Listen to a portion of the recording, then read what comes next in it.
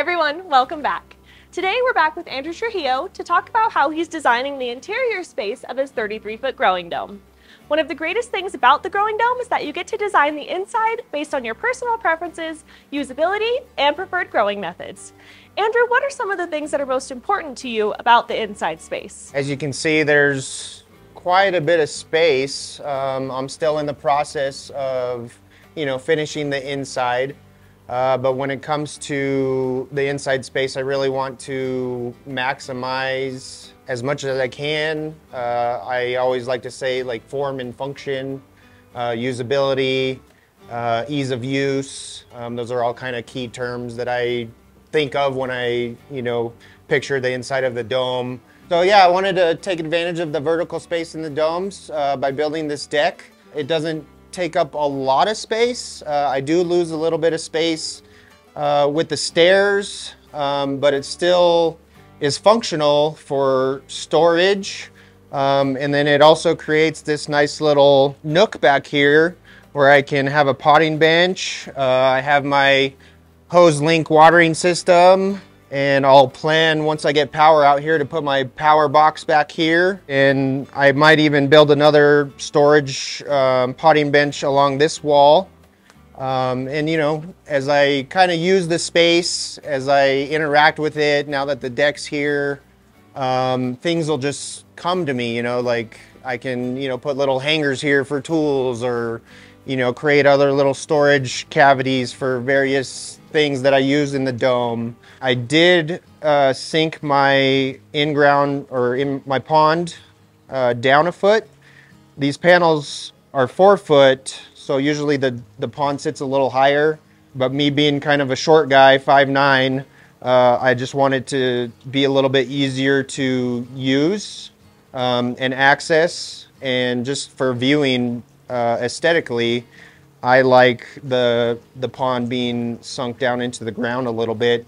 And I think that's really helped me retain a little bit of thermal mass that I gained during the wintertime from the Earth's heat. So because my water plants have been thriving all winter long, I've had a lot of people kind of mention that their plants die off during the wintertime. And I got one 5-gallon bucket of water plants from Udgar last year, and I put them in here, and they've just taken off. I've actually had various other dome owners come and get some water plants for me because they've been so prolific, and just they're really thriving. So I see that you added a crossbar above the pond. Going off of what you said about making it a little bit lower for usability, that gives you a whole extra growing space that you wouldn't typically have. Yeah, so that kind of is multiple functions. You can put lots of plants up there, but it also gives a little bit of stability to your tank as well. So, without the cross member, someone could potentially come up here and, trip and fall into the panels, but the wood gives it a little bit of extra support as well. And I think it looks nice. It kind of breaks up the pond, breaks up the area, just kind of gives you different little zones. And I think it's really pretty. It is. And I see you also added a little bit of a bubbler / filtration system. Yeah, so I do have the solar water feature that came with the dome that I upgraded. But I also just bought this one recently because I've always really enjoyed the little bubblers as a child, as a kid growing up, just seen them in various places, and now I have one of my own. So it acts as a filter as well as aeration for the pond. And you do have fish in here as well as plants, right? Yes, I have just some goldfish that I bought from Fish Connection in Durango. I think there's about 40 of them in there, but they were just little feeder fish, the 25-cent fish. But they'll get, 3, 4, 5, 6 inches as they grow and thrive. So let's talk a little bit more about the deck space and how you planned it out and built it out. I've always wanted a bigger dome, that I started with an 18-foot dome, which was great. I was blessed to have that dome, and I enjoyed it for, 6, 7 years, the time I had it. But I always, had a goal to have a bigger dome, and in a bigger dome, obviously there's more space, more vertical space, and being a part of the Facebook pages, Growing Dome Enthusiasts, Growing Dome Owners, I had seen various decks that people had built over the years, and I wanted one myself, so I built this one. Like I said, it's a 12 by 8 foot deck. It's 6 foot 8 inches off the ground, which still gives you plenty of space underneath the deck for pond maintenance, especially because my pond's a foot lower. It doesn't feel overcrowded. It doesn't feel, claustrophobic with it being so high. There's just plenty of airflow still, plenty of room to still have your plants, on the board above the pond. But it creates this whole nother environment up above the pond to enjoy. Me and my family have had lunches and dinners. I come out here in the morning and enjoy my coffee. We've played some board games up there. And the way that you've designed the stairs, like you said earlier, allows you to have a space for storage and for potting. It also makes the space up there even more accessible and usable. So if you do want to have dinners or lunches or what have you up at the top, it makes it easy to carry things while you're getting up there. Yeah, the stairs are definitely a nice feature. I was kind of thinking ladders or like a pull down attic steps or, all these things to kind of save the space. But I think, it is very easy to use, especially, if my mom comes and visits or my grandma or whatever, they can still, walk up the stairs nice and easily and access the top deck. And it's just, yeah, it's really an enjoyable, usable space. So I see you've got some big sturdy posts. It looks like maybe we have some concrete footings, Trex decking as the top boards. Can you tell me a little bit about how you chose these materials or why you chose these materials? The reason I built it like this is because I wanted it really sturdy, the 6x6 posts and the concrete footers. I didn't want it to be wiggling. I didn't want it to be moving, especially, being over the pond, being, a little bit higher than usual. I wanted it to be a really sturdy structure. Yeah, let's go take a look. Okay. I'd love to see what it looks like up on the top. Yeah, so I built these steps nice and sturdy. There's a 7-inch rise, so it's really easy on the knees and to get up. Got the nice railings on the stairs, and then up here I got a nice bar slash hangout area. Yeah, this looks like a great place to sit, have your cup of coffee, maybe read a book. Yeah, it's comfortable up here. It's nice to be able to just kind of come up here and hang out and just be kind of immersed in the dome environment. It kind of gives you a whole new aspect, looking down on the grow dome and what you're growing and your plants. So besides having the living space up here, I do see you still are using it for growing space with some potted plants. And speaking of growing space, it does look like you have a really interesting method that you're using for gardening. Can we go check that out? Yeah, let's go check it out. It looks like you're utilizing the straw bale method of gardening, which I don't know a ton about. Can you tell me a little bit about how you set up the straw bales and what you have to do to get everything thriving? Yeah, so this is straw bale gardening. I learned about straw bale gardening probably about 6-7 years ago through the Pine River Garden Club. It's just a really easy method to get a garden started. Basically, you start with a straw bale, you soak it really well, kind of work in some compost and some high nitrogen fertilizer, and that's kind of the conditioning process. It takes about 2-3 weeks to condition your bales. Basically what happens is the high nitrogen fertilizer, the compost, the water just activates all those microorganisms and they start to heat up. So these bales at one point were actually like 150, 160 degrees internally. Wow. And that's just the power of the microbes and that high nitrogen fertilizer just, doing its thing. And they'll just start to naturally decompose they'll start to cool off. So they'll initially get really hot, they'll start to cool off, and then that's when you can go ahead and plant your crops. You can plant your crops right away after that, or you can plant like a cover crop. A cover crop is a good idea. It just adds more organic matter down into your bales, you know, via the roots. And then, you know, as you know, a cover crop you kind of chop down or kind of work into the soil a little bit. And it basically acts as a green manure, adding more nutrients and organic matter to your soil.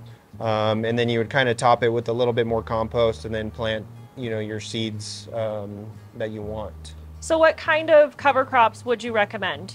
I like doing a lot of like legumes and root crops. You know, I use a lot of like field peas, a lot of daikon radish, beets. I'm sure that daikon radish also helps with kind of like aerating by breaking up the bales a little bit deeper. Yeah, so the root crops will, you know, dig down. They're kind of the drillers, you know, they drill down into that bale.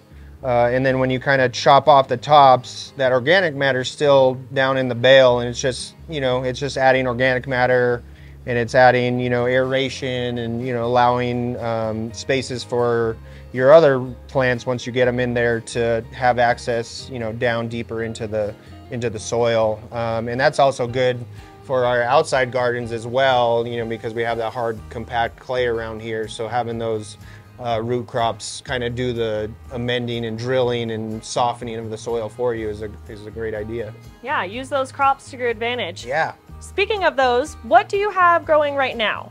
I have a lot of kale, spinach, Swiss chard or rainbow chard, which is one of my favorite plants to grow in the growing dome. And these are actually seeds that I've been saving for the past like 6-7 years from my previous dome.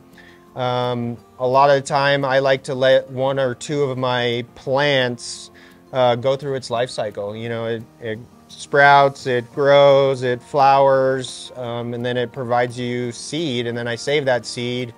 So this seed has actually been grown in the dome for the past 6 years, so it's kind of getting acclimated to this environment. That's why it's, you know, growing so well in the dome. It's cold hardy, it takes the heat, and it's just a really nutrient dense green that I use in pretty much everything that I make. You know, I come out here and harvest some chard, you know, I chop it up, put it in my grilled cheese, I put it under the, you know, cheese on the pizza, I put it in my soups and stews. I'm really excited because since I have taken down my 18-foot dome, I haven't had my greens to juice. So now that these are about ready to harvest, I can start juicing again. And I also have some carrots, some beets. You know, this is a whole line of carrots over here that I planted. They're kind of thick. You know, I should have probably, you know, thinned them out a little bit, but I don't know. I like the look of it. I like stuff to grow. But I do plan on doing some succession planting. Like I'm going to kind of use each of these panels in the dome as like, you know, I'll plant succession here and then here and then here, like, you know, 1 week, the second week, the third week. That way I kind of have, you know, the harvesting kind of spaced out throughout the year. Yeah, constant supply of greens that you could sneak into your kids' meals. Right? You said that this will naturally decompose. So what do you have to do once that starts happening? Do you have to top dress it or anything like that? Yeah, so you can see I haven't finished my bed design just yet. I am using like a earth bag construction. That's what these nylon bags are. They're just a nylon bag filled with our native soil. You just basically fill it, and then you tamp it down, and it just becomes like a nice solid kind of a retention for your, you know, for your soil. And this is what I plan on kind of building my beds out of to retain my soil. I'm not exactly sure how high I'm gonna go just yet, but as these decompose, they will decompose quite a bit. And at that point, you would maybe start new bales. Okay. Or just top dress with, you know, more compost or, you know, soil that you buy from the store, or, you know, but all that kind of depends on how high you go with your beds, you know, how much soil you're going to need once these kind of start to decompose even further. So. Are there any specifications when it comes to picking the hay bales? I know some are like seeded, some aren't. Is that important when you're doing this kind of a method? If you can source organic bales. There's, you know, various growers around the area that do bales that haven't been sprayed with any herbicides, which is good because you don't want that in your soil. So it sounds like you've worked in a lot of different growing domes, or helped with a lot of different growing domes throughout the years. How has that influenced your, you know, decisions that you're making here in your dome? Yeah, you know, I probably have, I don't know, good 8-9 years of experience, you know, working in the grow domes. You know, the first one being at the Pine River Library, the 26-foot dome. You know, visiting the Growing Spaces domes, and then the GGP domes down on the river. You know, building my 18-foot dome and various other domes. And yeah, I think that definitely has kind of has inspired me. And kind of the decisions I've made in my dome, and how I've used the space and taken advantage, like I said, taking advantage of the height, and just making it a space that's, you know, really user-friendly and enjoyable. And, you know, I'm growing lots of food, but I'm also having an awesome living space to enjoy, you know, throughout the year. So you mentioned that you'll probably be building up these earth bags, and how do you plan on finishing off the bed? I'm not sure exactly how high I'm gonna go, but once I determine that, it'll get covered with like an adobe or a stucco to kind of finish off the bed. And it just, I don't know, I think it gives it a really beautiful, kind of earthy, organic vibe. Okay, so you said you kind of like the earthy look of those beds. So let's talk about the center. What are you planning on doing with this space? The plan right now is to finish putting the hardware cloth down,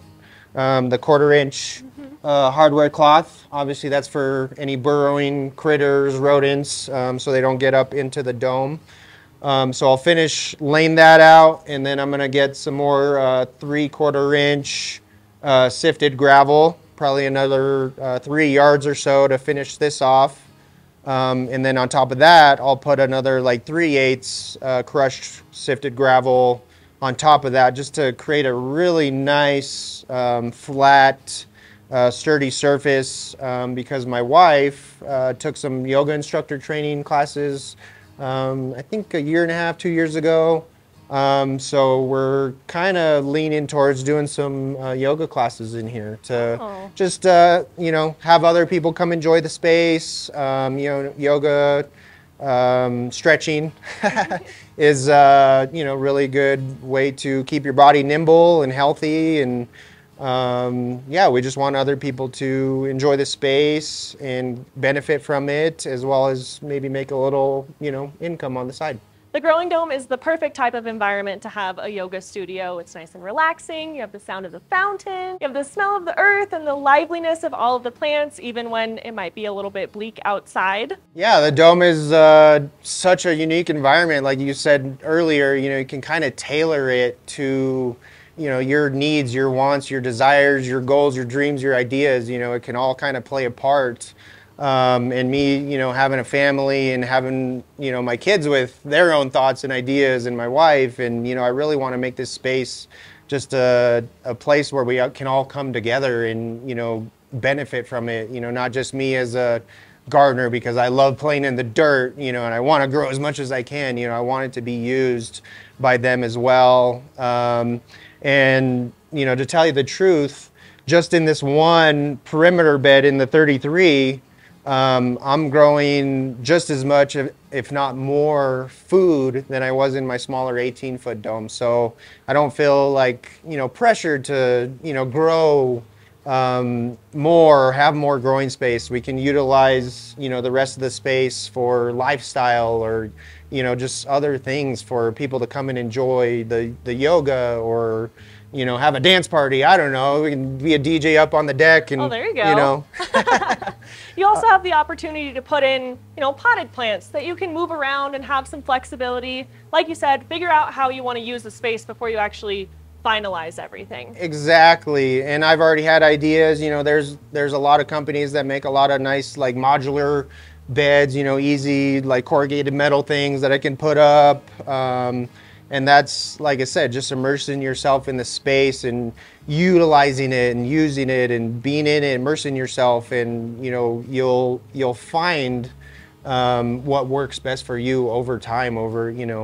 But yeah, I do have thoughts of having some trees in here. I had the thought of some blood oranges, some avocado.